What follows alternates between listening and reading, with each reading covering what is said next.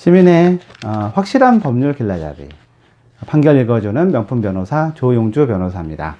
오늘 소개할 판례는 법률신문 2017년 5월 25일자 5면에 나온 판결인데요. 지금 여기 나오는 책들이 좀 나오는데 이 책도 제가 다 제 명품 변호사 블로그에 소개한 책이기도 해요. 자, 무슨 내용이냐면 일단 사실관계부터 말씀을 드릴게요. 여기 실명이 나오긴 하는데 다 공적인 분들이라 실명을 얘기해도 될 것 같아요. 자, 제야사학자 이덕일 씨라는 분이 있어요. 그분이 책을 많이 쓰시고 그분이 우리 안의 식민사관이라는 책을 쓰셨는데 저도 그 책을 재밌게 읽었습니다. 근데 이 책에 또 다른 또 역사학자가 나오는데 김영구 고려대 역사학과 교수부라는 분이 나와요. 이분도 상당히 유명하신 분이죠.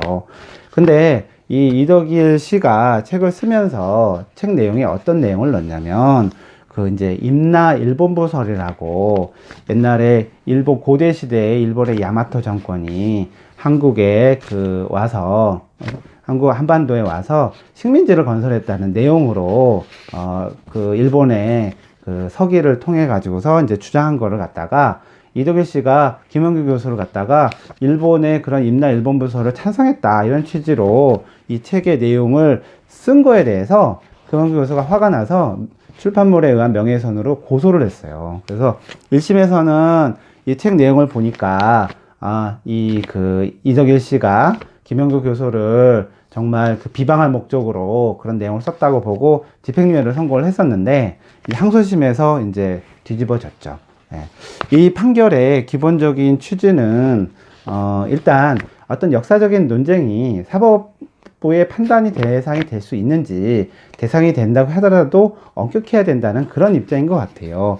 요 판결문 내용 좀 잠깐 보면요. 자, 지금 이 책에서 김영구 교수의 임나 일본보설에 대한 설시를 어떻게 좀 평가했는지 한번 볼게요.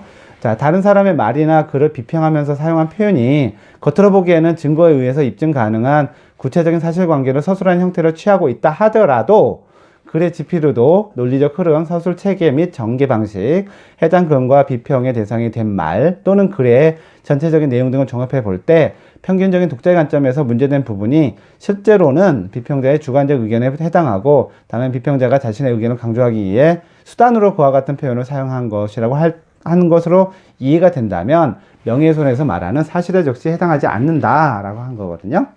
명예훼손죄는 사실의 적시가 있어야 돼요.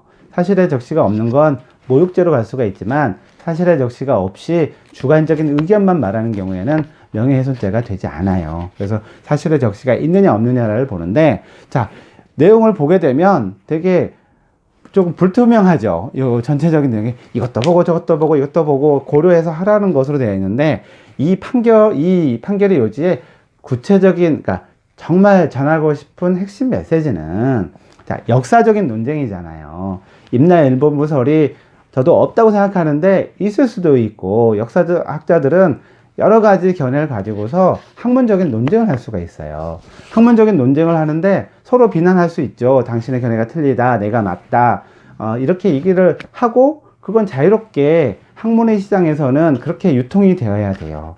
근데 기존의 어떤 견해만 맞고 그거를 공격하는 사람을 갖다가 뭐 비방을 한 것으로 해가지고 처벌을 한다 그러면 어떤 사람이 기존의 어떤 확고한 견해에 대해서 비난을 할 수 있겠어요. 공격을 받을 텐데. 그래서 사상의 자유, 학문의 자유는 넓게 보장이 돼야 되고 이러한 문제가 옳고 그른지를 갖다가 법원이 쉽게 판단할 수 없다라는 것이 아마 이 대법원 판사님들의 의도인 것 같아요. 그래서 일부 이 우리 안의 식민사관에서 김영규 교수에 대한 표현이 잘못된 표현이거나 아니면은 조금은 비난하는 표현이 있다 할지라도 전체적으로 봤을 때는 그게 학문의 자유, 사상의 자유, 철학할 자유에 있어서 그 범위를 아주 벗어나서 정말 뭐 오로지 김영규 교수만을 비난할 목적으로 했다고 본다면 처벌받아야 되겠지만 그런 것이 아니라 여기 나오는 이덕일 씨가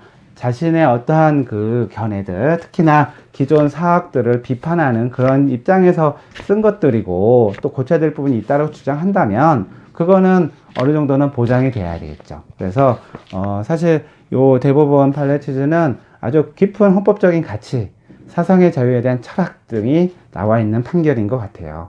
그래서 이덕일 씨가 그렇다고 해서 잘했다고 볼 수는 없겠지만 김은규 교수가 고소한 거를 갖다가 고소해가지고서 무조건 처벌하는 것도 아니라는 거를 우리 대법원에서 그 판사님들이 얘기를 해주고 있는 거예요.